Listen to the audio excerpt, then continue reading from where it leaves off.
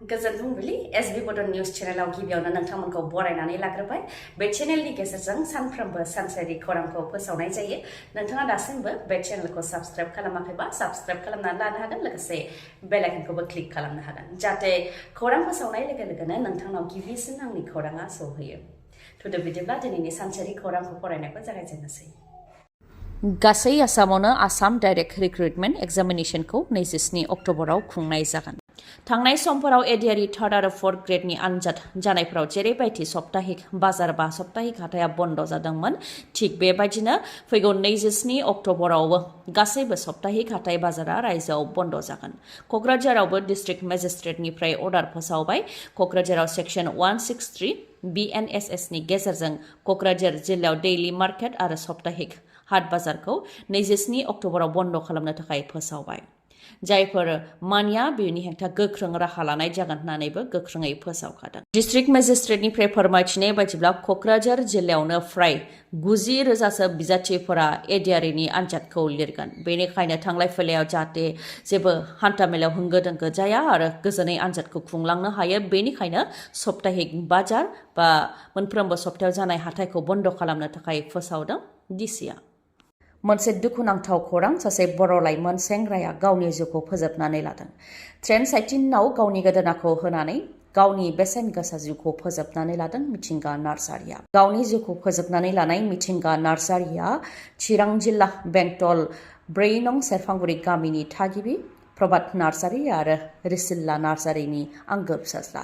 Bongaigaon train स्टेशननि साखाथियावनो रेलगारिनि साइटिनाव गावनि गोदोनाखौ बहायनानै गावनि बेसेन गोसा जिउखौ फोजोबनानै लादों मिथिंगा नार्जारिया नाथाय मा जाहोननि थाखाय बिथाङा गावनि बेसेन गोसा जिउखौ बेबायदि फोजोबनानै लाखो बेनि सोमोन्दै दासिमबो जेबो मिथिनो मोननाय जायाखै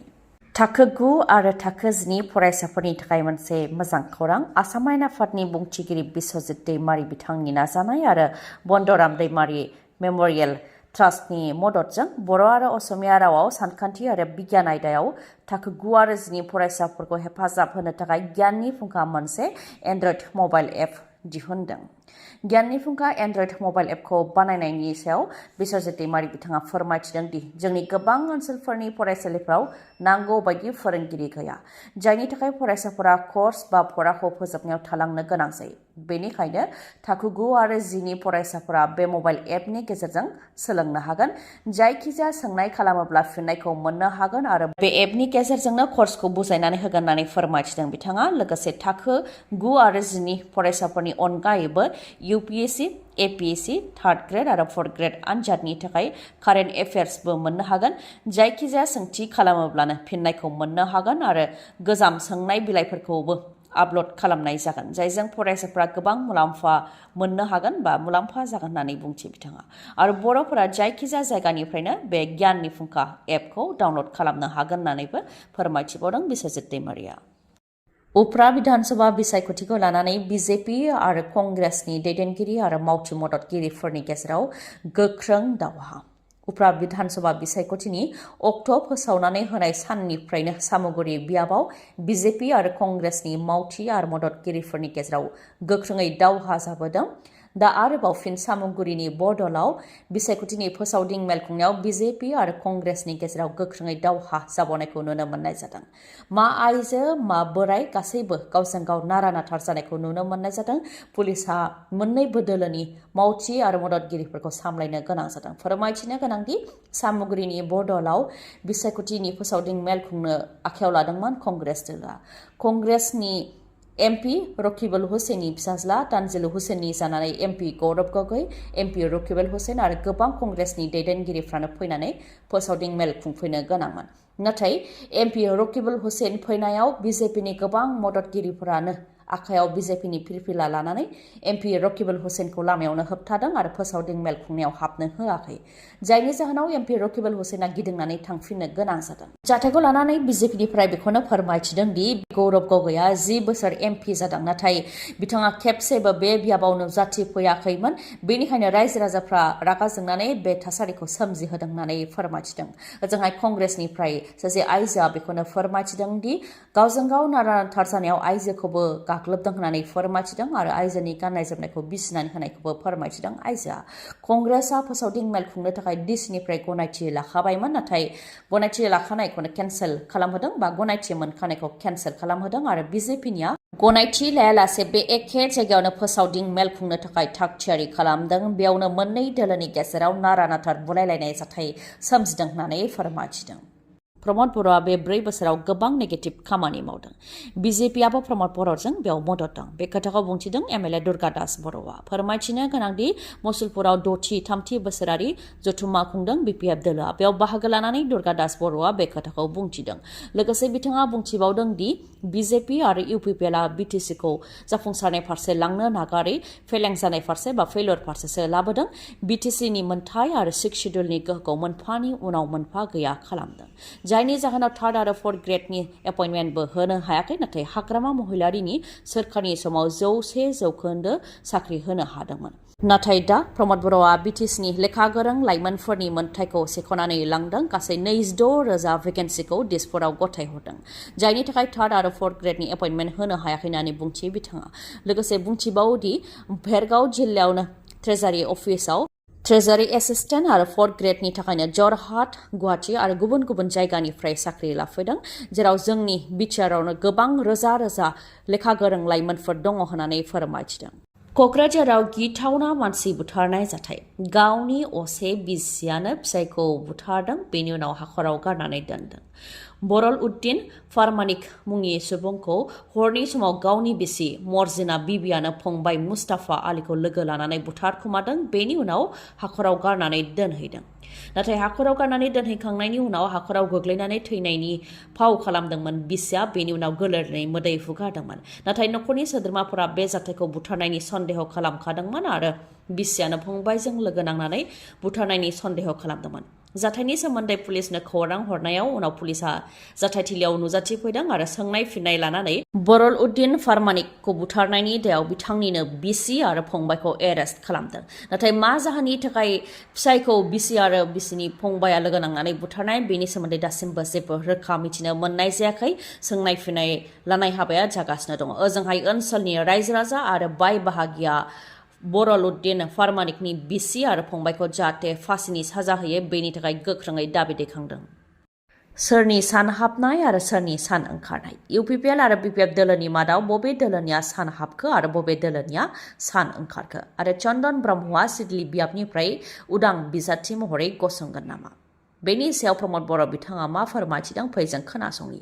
बिपिएफ दोलोआ दा सान हाबनाय दोलो आरो इउपिपिएलआ दा सान ओंखारनाय दोलो बेखौ बुंथिदों प्रमद बर' बिथाङा उप्रा विधानसभा बिसायख'थिखौ लानानै थाग थियारि जानायखौ लानानै बिथाङा फोरमायथिदों दि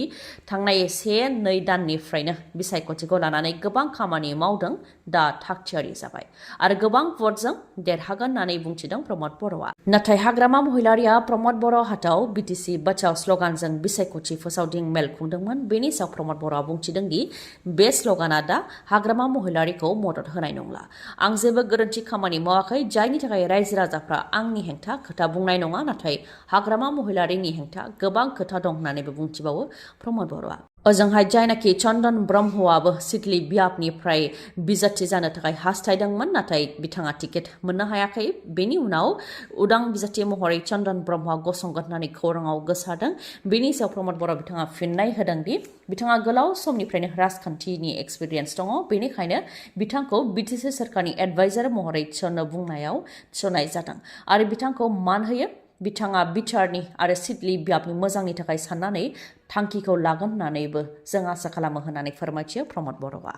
सानै सुथुर लोगो नांनानै गुबुन सासे सुथुरखौ फेजेननो थांखि एआइडिएफ आरो कंग्रेसआ लादों बे थांखिखौ एआइडिएफ आरो कंग्रेस दोलोआ सुथुर जाबायब्लाबो बिजेपिखौ फेजेननो थाखाय सासेया सासेखौ मदद होनो थाखाय थाग थियारि जादों रायजोआव जानो गोनां उप्रा विधानसभा बिसायख'थिनि मादाव सामुगुरि बियाबावनो बे समाव बयनिख्रुइबो गुदुंसिन जानानै दङ जेराव कंग्रेसनिफ्राय एमपि रकिबुल हुसेननि फिसाज्ला तानजिल हुसैन आरो बिजेपिनिफ्राय दिप्लु रन्जन शर्माया गसंदों ओजोंहाय एआइडिएफनिफ्रायबो बिजाथि फसंनो गोनांमोन नाथाय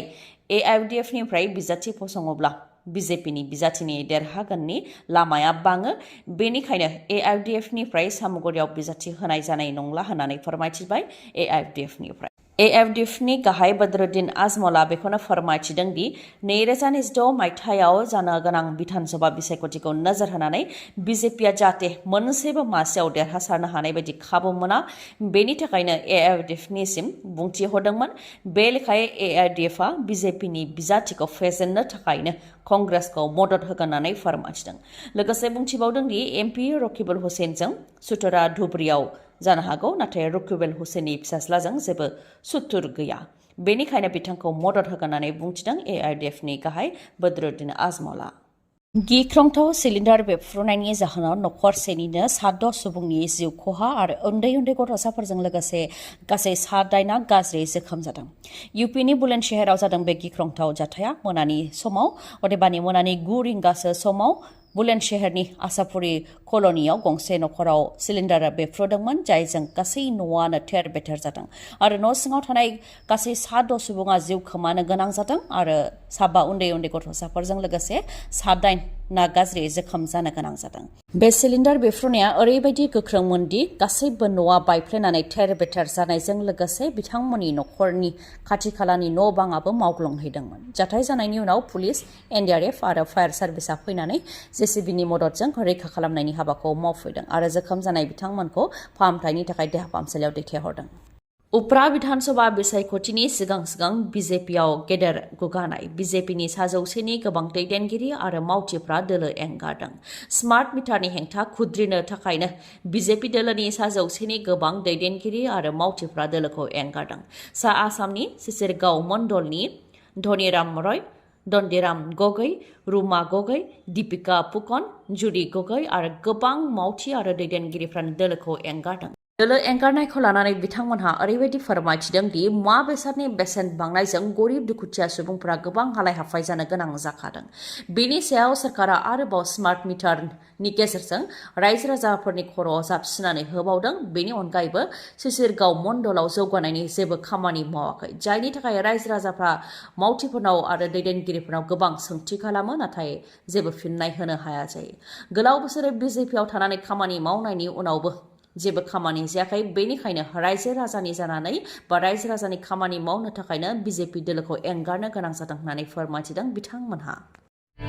नोंथांनि मेगनाव जेंना जादों नामा? जुदि जेंना जादोंब्ला आरो नोंथाङा मेगननि मोजां डक्टर नागिरदोंब्ला नोंथांनि थाखाय मोजां खौरां। बङाइगावनि आइ हस्पिटालाव फैगोन सिनियर आइ स्पेशलिस्ट डक्टर प्रबिन बसुमतारी। बिथाङा एम्स निउ दिल्लीनि बारग' SR, RPC आरो दिल्ली GNCTनि बारग' आइ कनसालटेन्ट। डक्टर प्रबिन बसुमतारीनि अनगायैबो मेगननि डक्टर आशराफुल आलम आरो डक्टर मेघाली शर्माखौबो बङाइगावनि आइ हस्पिटालाव नोंथांमोनहा मोननो हागोन। लोगोसेनो कम्पिउटार पेकनि गेजेरजों केटारेक्ट सार्जारि खालामनो हागोन, जेराव जेबो सानाय गैयालासे, सुथेनाय गैयालासे आरो गोख्रैनो गाहामाव फैफिननायखौ नोंथांमोनहा मोननो हागोन। आबुं थङा जाहैबाय बङाइगाव लवार आसाम हस्पिटालनि उल्था दिगाव बास स्टेन्डनि साखाथियाव। फुंनि 10 रिंगानिफ्राय मोनाबिलि 7 रिंगासिम मेगननि डक्टरखौ मोननो हागोन बे बङाइगावनि आइ हस्पिटालाव। माबाफोर सुलुं लानो गोसो दंबावोबा नोंथांमोनहा 6900949900 बे नाम्बाराव खौरां लाहरनो हागोन। गोजोन्थों। खौरांखौ जोबजासे खोनासंनायनि थाखाय गोजोन्थों। नोंथाङा दासिमबो आंनि चेनेलखौ साबस्क्राइब खालामनानै लायाखैबा सानफ्रोमबो सानसेयारि खौरांखौ मोननो थाखाय साबस्क्राइब खालामनानै लानो हागोन। लोगोसे बेल आइकनखौबो क्लिक खालामनो हागोन, जाहाथे खौरां फोसावनाय लोगो लोगोनो नोंथांनाव गिबिसिन आंनि खौराङा सौहैयो। गोजोन्थों।